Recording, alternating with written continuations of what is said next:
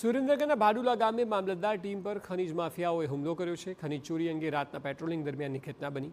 6 લોકોએ ટીમ પર હુમલો કર્યો। વિસ્તારમાં આવવાનું નહીં તેમ કહીને ડ્રાઈવરને લાફો માર્યો। સરકારી વાહનોને પણ નુકસાન પહોંચાડ્યું છે। હુમલાખોરોએ ટીમનો પીછો પણ કર્યો। 3 હુમલાખોરો સામે ફરિયાદ નોંધાઈ છે। અન્ય 3 લોકો સામે પણ પોલીસ ફરિયાદ નોંધાઈ છે। દાદા એક ખટારાનો ભાગવાનો અવાજ આવ્યો। અમે પીછો કર્યો। તે દરમિયાન અમે ત્યાં ગાડી ઊભી રાખી ત્યારે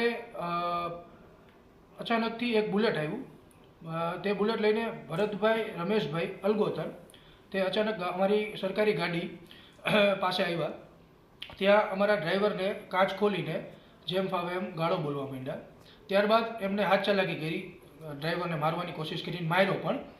ત્યારબાદ અમે લોકો ત્યાંથી જેમ તેમ કરીને નીકળી ગયા। પેટ્રોલિંગમાં નાયબ મામલતદાર તથા એમની ટીમ સાથે ભડુલા વિસ્તારમાં હતા। તે દરમિયાન મને ફોન આવ્યો કે સાહેબ આ રીતે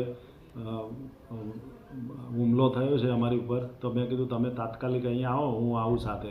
પછી અમે સીધા પોલીસ સ્ટેશન ગયા અને પોલીસ સ્ટેશન એ 3 ઈસમો વિરુદ્ધ ફરિયાદ દાખલ કરવામાં આવેલ છે।